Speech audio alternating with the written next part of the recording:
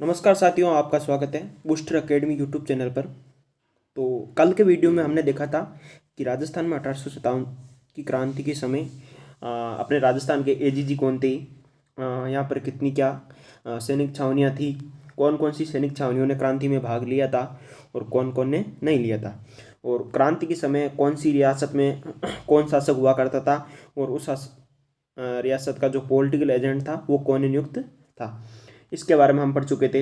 इसके अलावा हमने नसीराबाद में जो क्रांति की शुरुआत हुई थी और यहीं से जो सर्वप्रथम क्रांति का आगाज़ हुआ था अपने राजस्थान में, उसके बारे में हमने देखा था। और नसीराबाद के बाद में हमने नीमच में भी क्रांति को पढ़ लिया था। और आज के इस वीडियो में हम देखेंगे एरिन तो आज के इस वीडियो में हम देखेंगे कि एरिनपुरा में विद्रोह कहाँ पे साथियों, एरिनपुरा में विद्रोह के बारे में हम देखेंगे। तो एरिनपुरा की बात कर लेते हैं सबसे पहले। तो एरिनपुरा ये कौन सी रियासत में आ रहा है आपके, तो ये आ रहा है आपके एरिनपुरा मारवाड़ रियासत में आ रहा है। कौन सी रियासत में आ रहा है साथियों, मारवाड़ रियासत में आ रहा है। वैसे एरिनपुरा आपके पाली में है, लेकिन ये जो रियासत था वो मारवाड़ रियासत का ही भाग था। और यहाँ पे जो सैनिक टुकड़ी थी उसका नाम था जोधपुर लीजियन, यानी एरिनपुरा में जो सैनिक छावनी तैनात थी उसका क्या नाम था, जोधपुर लीजियन। और उसकी स्थापना हुई थी 1835 में। कब हुई थी साथियों, 1835 में। 1835 में किसकी स्थापना हुई थी, जोधपुर लीजियन की। और जोधपुर लीजियन कहाँ तैनात थी, एरिनपुरा में। एरिनपुरा कहाँ पड़ता है, पाली में। और उसमें जो आपके रियासत थी मारवाड़ उसका ही भाग था। और यहाँ के शासक हुआ करते थे तखत सिंह। कौन थे, तखत सिंह। और ये वही शासक हैं जिनके राज्याभिषेक में जो अंग्रेज अधिकारी लुडलो वो शामिल हुए थे। और यहाँ के जो पीए, यानी जो आपके मारवाड़ रियासत है वहाँ का पीए कौन था, मैक मौसन था। कौन था साथियों, मैक मौसन। ठीक है, तो शासक तो थे आपके तखत सिंह और जो पीए था वो कौन था, मैक मौसन। ठीक है, अब हम देखते हैं कि एरिनपुरा में जो विद्रोह होता उसकी शुरुआत कब हुई थी। तो उसकी शुरुआत होती है आपके 21 अगस्त 1857 को। कब होती है, 21 अगस्त 1857 को ये यहाँ पे इसकी शुरुआत होती है। अब यहाँ पे नेतृत्वकर्ता कौन थे एरिनपुरा में, ठीक है। तो नेतृत्वकर्ता यहाँ पे थे तिलक राम। क्या नाम है, तिलक राम और शीतल प्रसाद। ठीक है, और उसके बाद में थे आपके मोती खां। तो नेतृत्वकर्ता यहाँ पे थे तिलक राम, शीतल प्रसाद और मोती खां। और एरिनपुरा के क्रांतिकारियों ने एक नारा दिया था और वो नारा था आपके चलो दिल्ली और मारो फिरंगी।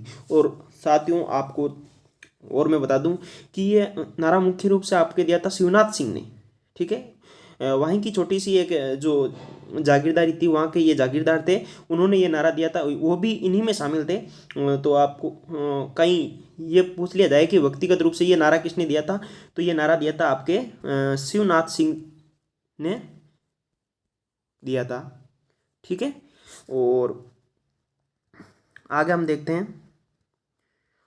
तो एरिनपुरा के क्रांतिकारियों का नेतृत्व खीरवा नामक स्थान पर अहुआ के ठाकुर कुशाल सिंह ने किया था। यानी ये तो पहले थे ही आपके तिलक राम, शीतल प्रसाद और मोती खां जब शुरुआत हुई थी, उसके बाद में इनके साथ में और कौन मिल गए थे, ठाकुर कुशाल सिंह मिल गए थे, जो कहाँ के शासक थे, अहुआ के ठाकुर हुआ करते थे।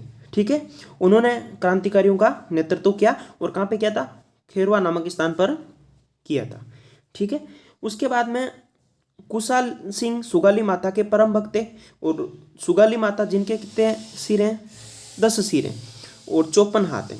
तो इन्हें 10 सिर व 54 हाथ वाली देवी भी कहा जाता है।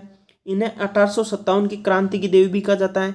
इन्हें कुशाल सिंह की जो आराध्य देवी है या उनके नाम से भी इनको जाना जाता है। तो क्या नाम है माता का, सुगाली माता। ठीक है, उसके बाद में हम देखते हैं कि कुशाल सिंह ने क्रांतिकारियों का केंद्र सुगाली माता के मंदिर को और कामेश्वर महादेव के मंदिर को बनाया था। अब आगे क्या होता है कि जो मारवाड़ की जो रियासत थी और यहाँ की जो अंग्रेज अधिकारी थे, जो मैकमोहसन और तखत सिंह, तो इनके द्वारा, यानी जो मारवाड़ के राजा थे उनके तखत सिंह की सेना और जो आपके ये हैं ठाकुर कुशाल सिंह, और इनकी सेना यानी क्रांतिकारियों के मध्य युद्ध होता है। उस युद्ध का नाम है बिथोड़ा का युद्ध। क्या नाम है साथियों? बिथोड़ा का युद्ध। कौन सा युद्ध है? बिथोड़ा का युद्ध है, ठीक है। और ये होता है आपके 8 सितंबर 1857 को। कब होता है?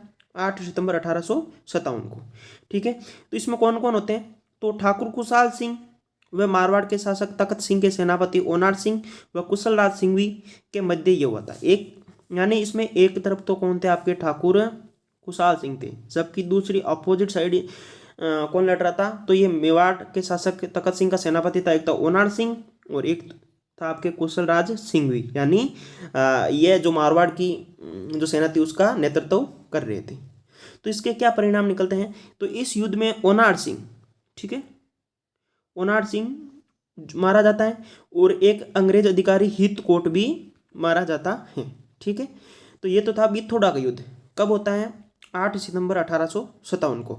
तो उसके बाद में क्या होता है कि एक युद्ध और होता है जिसका नाम है चेलावास का युद्ध, ठीक है। क्या नाम है इसका? चेलावास का युद्ध। और ये होता है आपके 18 सितंबर 1857 को, यानी इसके 10 दिन बाद में, ठीक है।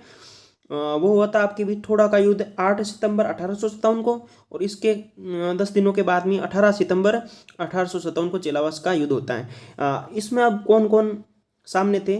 तो इधर से तो क्रांतिकारी और कुशाल सिंह ही थे, ठीक है। और उधर थे आपके जोधपुर तथा अंग्रेजों की संयुक्त सेना थी, यानी जोधपुर के जो शासक तखत सिंह थे उनकी सेना भी थी और अंग्रेजों की सेना भी थी। और इस संयुक्त सेना का नेतृत्व एजीजी जॉर्ज पैट्रिक लॉरेंस ने स्वयं किया था, यानी जो राजस्थान के एजीजी थे जॉर्ज पैट्रिक लॉरेंस, इन्होंने स्वयं इस संयुक्त सेना का नेतृत्व किया था, ठीक है। उसके बाद में अब इस चेलावास के युद्ध में क्या होता है कि इस युद्ध में जोधपुर के पॉलिटिकल एजेंट मैकमोसन, ठीक है, जोधपुर का जो पॉलिटिकल एजेंट कौन था?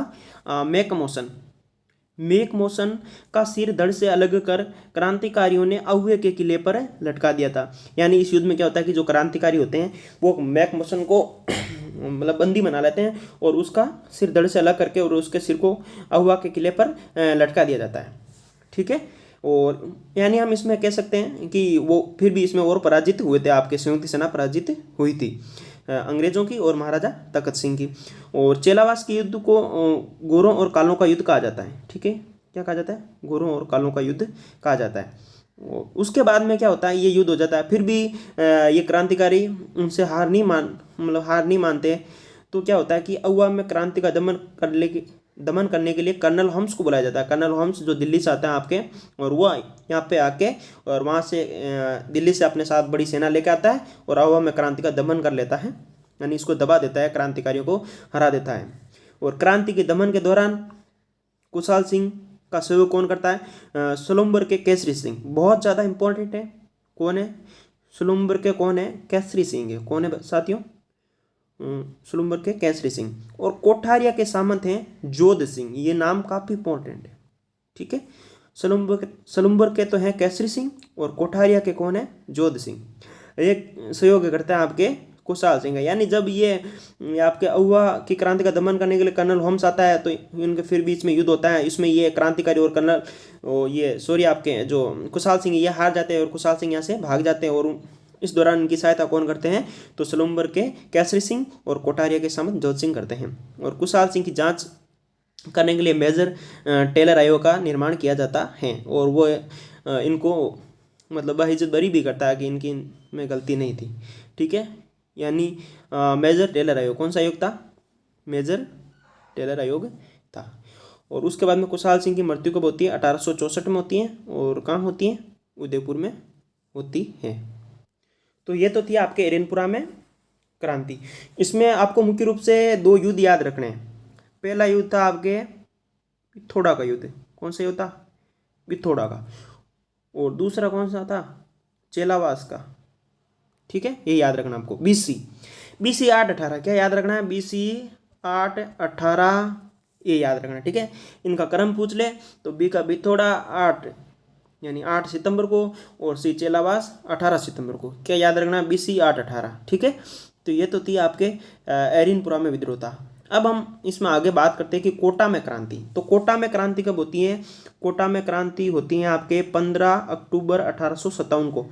और कोटा क्रांति के समय जन विद्रोह का एकमात्र केंद्र था। यानी कोटा में जो क्रांति हुई थी वो एकमात्र जन विद्रोह था, यानी जनता के द्वारा यहाँ पे विद्रोह किया गया था, जनता के द्वारा यहाँ पे क्रांति की गई थी। और यहाँ पे जो नेतृत्व करता थे वो कौन थे? जय दयाल और मेहराब खान थे। कौन थे? जय दयाल और मेहराब खान। लगभग जहाँ भी ये आपके विद्रोह है वहाँ पे आपको नेतृत्व करता तो याद रखना ही रखना है। तो कोटा में क्या होता है कि साथियों, यहाँ कोटा में जनता के द्वारा वो कोटा के किले पे अधिकार कर लिया जाता है। और आपके जयदयाल और मेहराब खान के, जयदयाल और मेहराब खान ये नाम आपको याद रखने हैं, के नेतृत्व में क्रांतिकारियों ने कोटा के political agent Major Burton, agent का क्या नाम है यहाँ का? पीए कौन था? Major Burton. मेजर बर्टन का सिर धड़ से अलग करके पूरे कोटा शहर में घुमाया जाता है। ठीक है। और शासक, कोटा का शासक उस समय कौन था? राम सिंह द्वितीय। राम सिंह द्वितीय को भी क्रांतिकारियों ने कोटा के किले में कैद कर लिया था, जिसको करौली के शासक मदन पाल ने छुड़ाया था। ठीक है। तो यहाँ पे जो कोटा का विद्रोह था ये जनता के द्वारा किया गया विद्रोह था। और इसमें कोटा के जो नेतृत्व करता थे जयदयाल और मेहराब खान, उनके नेतृत्व में जो कोटा के क्रांतिकारी होते हैं वो मेजर बर्टन का सिर धड़ से अलग करके और कोटा शहर में घुमाते हैं। और यहाँ का जो शासक होता है राम सिंह द्वितीय, उसको भी कोटा के किले के अंदर कैद कर लेते हैं। और फिर अंग्रेजों और करौली के शासक मदन पाल की सहायता से कोटा को पुनः आज़ाद कराया जाता है। और कोटा में क्रांति का दमन मिस्टर रॉबर्ट्स ने किया था। और रॉबर्ट्स का ही सहयोग किसने किया था? आपके करौली के शासक मदन पाल ने किया था। ठीक है साथियों। तो कोटा का विद्रोह एक बार हम सरसरी नज़र से वापस देख लेते हैं। तो मैं आपको पढ़ के बता देता हूँ कि कब हुआ था। 15 अक्टूबर 1857 को हुआ था। ठीक है, डेट आपको याद रखनी है, 15 अक्टूबर 1857 को। और जन विद्रोह था, यानी जनता द्वारा किया गया विद्रोह था। ठीक है, कौन सा विद्रोह था? जन विद्रोह। और यहाँ के जो प्रमुख नेता थे वो कौन थे? प्रमुख नेता थे जयदयाल और मेहराब खान। ठीक है, और जयदयाल की बात करें तो ये कामा भरतपुर के निवासी थे। और यहाँ का पीए कौन था? मेजर बर्टन था। और शासक यहाँ के कौन थे? महारावल राम सिंह सेकंड, और ये अंग्रेजों के सहयोगी थे। ठीक है, और उसके बाद में हम बात करते हैं कि राम सिंह सेकंड को कैद कर लिया गया था जनता द्वारा। और इसमें जो मेजर बर्टन था उसका सिर काट कर पूरे कोटा शहर में घुमाया जाता है। ठीक है, और इसके साथ आपको ये भी एक मैं बता देता हूँ कि इसमें जो मेजर बर्टन थे उनके पुत्र थे फ्रैंक और ऑर्थर, वो भी इसमें मारे जाते हैं। और उसके बाद में क्या होता है कि जो कोटा के विद्रोह को दबाने के लिए दिल्ली से कौन आता है? तो रॉबर्ट्स आता है। कौन आता है? रॉबर्ट्स आता है। ठीक है, तो रॉबर्ट्स और मदन पाल करौली, यानी ये रॉबर्ट्स और ये मदन पाल जो करौली का शासक था, इन दोनों ने मिलकर 30 मार्च 1858 को कोटा को आज़ाद करवा दिया जाता है। यानी लगभग 6 महीने इन्होंने इसके ऊपर अधिकार रख लिया था क्रांतिकारियों ने। ठीक है, और उसके बाद में जो जयदयाल और मेहराब खान है इनको क्या कर दिया जाता है? इनको फांसी दे दी जाती है। ठीक है, और जो मदन पाल होता है उसको जो तोपों की सलामी है वो पहले 13 तोपों की सलामी थी, तो अंग्रेजों के द्वारा इसको 17 कर दी जाती हैं। और जो राम सिंह थे द्वितीय जो कोटा के शासक, उनकी नाकामी के कारण उनको 17 से उनके 13 कर दिया। यानी मदन पाल के तो तोपों की सलामी में वृद्धि की जाती है, और जो राम सिंह द्वितीय है उनकी तोपों की सलामी की जो तोपों की संख्या थी उसमें क्या की जाती है? कमी की जाती है, 17 से 13 कर दी जाती है। तो ये तो थी आपके कोटा का विद्रोह। ठीक है, इसके बाद में हम आगे क्या देखेंगे? धौलपुर में क्रांति।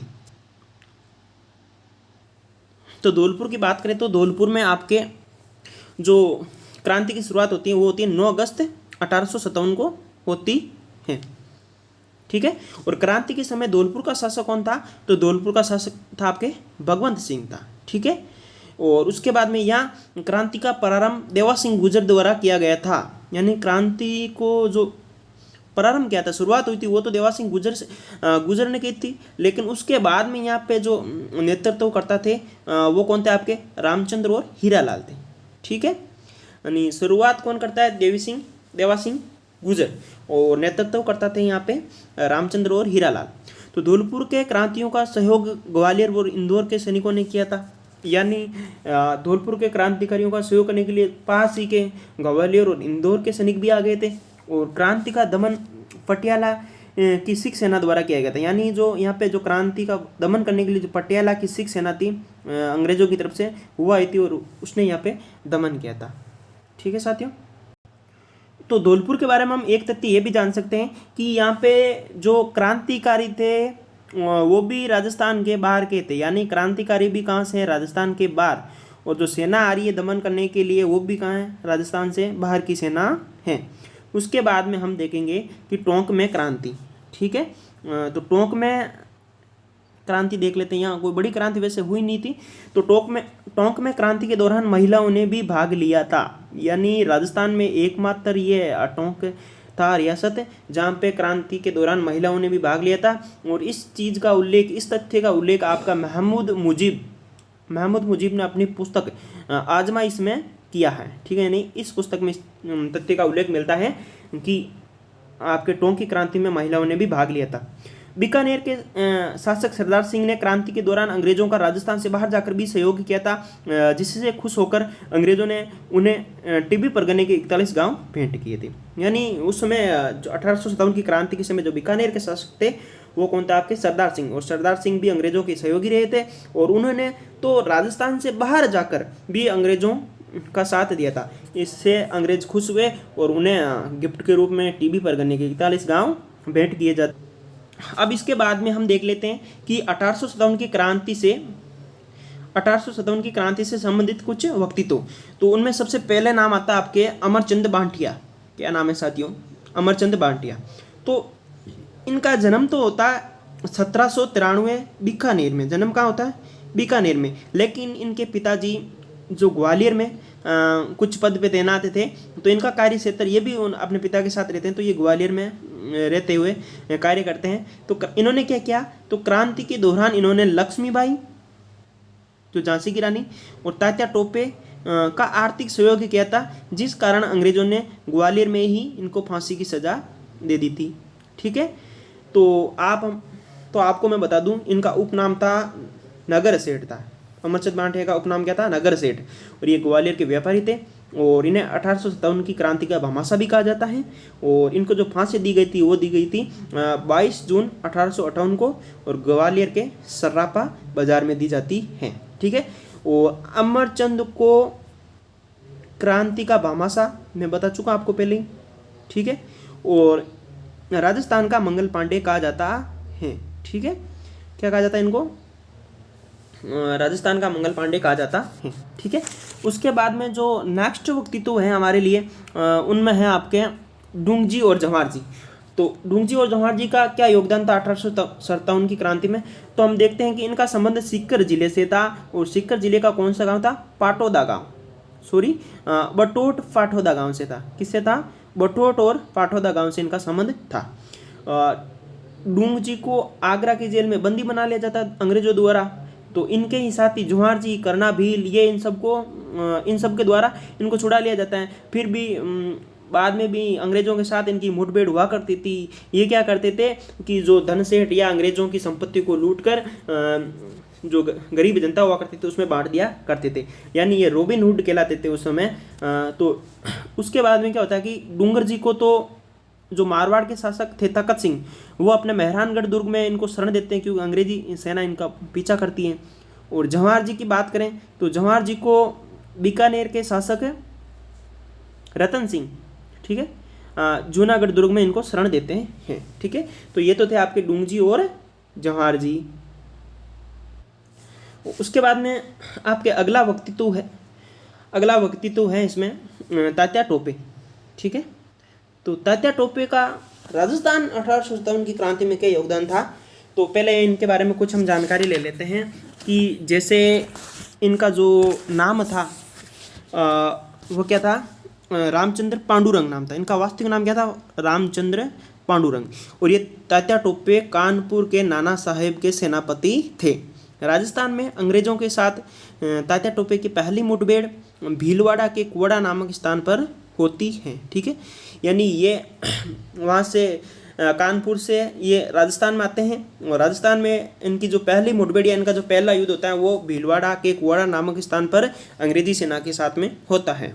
और इसके बाद में क्या होता है कि झालावाड़ के शासक पृथ्वी सिंह झालावाड़ का शासक कौन था उसमें? पृथ्वी सिंह को रलायता या पलायता के युद्ध में तात्या टोपे ने पराजित कर और 5 लाख रुपए का धन वसूल किया था। यानी जो तात्या टोपे क्या करते हैं कि झालावाड़ के जो शासक होते हैं पृथ्वी सिंह, उनको रलायता या पलायता के युद्ध में पराजित कर देते हैं और उसके बदले में उनसे 5 लाख रुपए का धन वसूल किया जाता है। जैसलमेर रियासत को छोड़कर तात्या टोपे ने लगभग सभी रियासतों से सहयोग प्राप्त किया था। यानी जैसलमेर रियासत में ये गए नहीं थे, बाकी लगभग सभी रियासतों में तात्या टोपे गए थे और उन्हें वहाँ से सहयोग भी मिला था। ठीक है। और उसके बाद में क्या होता है कि आपके मान सिंह नरूका जो नरवर के थे, उनके विश्वासघात के कारण तात्या टोपे को अंग्रेजों के द्वारा पकड़ लिया जाता है तथा 18 अप्रैल 1859 को मध्य प्रदेश के शिवपुरी नामक स्थान पर फांसी की सजा दे दी जाती है। ठीक है। उसके बाद में तात्या टोपे की फांसी पर जो मेवाड़ के पॉलिटिकल एजेंट थे मेजर सावर्स, वो क्या कहते हैं? तो वो कहते हैं कि तात्या को फांसी देना इतिहास में अपराध समझा जाएगा। ठीक है। और आने वाली पीढ़ियां पूछेगी कि तात्या को फांसी किसने और क्यों दी थी। यानी जो ये तात्या टोपे को फांसी दी गई थी उसके बारे में जो मेजर सावर्स थे उनके क्या विचार थे कि ये गलत दी गई हैं और इतिहास में ये पूछा जाएगा या आने वाली ये पीढ़ियां पूछेगी कि तात्या को फांसी किसने और क्यों दी थी। इसके बाद में हम देखते हैं कि क्रांति से संबंधित कुछ पुस्तकें हैं, उनके बारे में हम जानकारी प्राप्त कर लेते हैं। तो पहली पुस्तक है आपके माझा प्रवास। ठीक है। और इसके जो लेखक हैं वो कौन है? विष्णु भट्ट। माझा प्रवास जो पुस्तक है वो क्रांति से संबंधित पुस्तक है, उसमें उसके लेखक है विष्णु भट्ट। और उसके बाद में मुल्क का मीठा ठग, इसके जो लेखक हैं वो है कवि शंकरदान सामो। ठीक है। इनके द्वारा ये कविता लिखी गई थी, मुल्क का मीठा ठग। ठीक है। उसके बाद में आयो अंग्रेज राज मुल्क रे ऊपर, और ये भी एक कविता थी। ठीक है। और इसके जो लेखक थे वो कौन थे? बांकी दास थे। और गदर की सुबह ओ शाम, ठीक है, ये लिखी थी आपके हसन निजामी ने। और आज़ादी का आंदोलन वे अलवर, यह आपके लिखी थी हरिनारायण सैनी ने लिखी थी। और उसके बाद में Rajasthan role in the struggle of 1857, तो ये लिखी गई थी नाथुराम खड़वाल के द्वारा। और वीर सतसाई लिखी गई थी, ये लिखी गई थी आपके सूर्यमल मिश्रण के द्वारा। और ये सूर्यमल मिश्रण कौन थे? तो ये जो बूंदी के शासक थे अपने, बूंदी के शासक कौन थे? बूंदी के शासक थे राम सिंह, उनके ही दरबारी कवि थे। और इन्होंने वीर सतसाई लिखी थी, जिनमें इस वीर सतसाई में इन्होंने जो राजस्थान की जो जनता थी उनको सचेत किया कि ये अंग्रेज हैं जो आपके ऊपर अत्याचार कर रहे हैं और अपने ऊपर अधिकार कर रहे हैं, तो उन्होंने उनमें अलग जगाई थी, स्वाधीनता की अलग उन्होंने जनता में जगाई थी। तो साथियों आज का चैप्टर यहीं पे समाप्त होता है। तो हमने 2 छोटे से वीडियो में 1857 की क्रांति को शॉर्ट नोट्स के रूप में हमने देख ली। ठीक है। इसको आप विस्तृत कई पढ़ोगे कहीं से तो आपको लगभग 3-4 घंटों में आपका समय व्यतीत किया जाएगा। वही चीज़ हमने लगभग आधे घंटे में या 30-40 मिनट में देख ली है। और इसके बाद में ये बचता है कि इसमें से जो कौन कौन से क्वेश्चन आते हैं या आ रखे हैं जो प्रीवियस एग्जाम में, तो उनके लिए से जो नेक्स्ट वीडियो आएगा जो हमारा MCQ वीडियो रहेगा, MCQ क्वेश्चन उसमें हम देखेंगे। तो आज के लिए बस इतना ही। यदि आपको ये वीडियो अच्छा लगा हो तो लाइक करें वीडियो को, और यदि आप चैनल पर नए हो तो चैनल को सब्सक्राइब करें और इसमें जो बेल आइकन है उसको प्रेस करें ताकि आपको हर नोटिफिकेशन जल्दी मिलती रहे। और इसी तरह आप भी अपना सपोर्ट वो चैनल पे दिखाएं। धन्यवाद।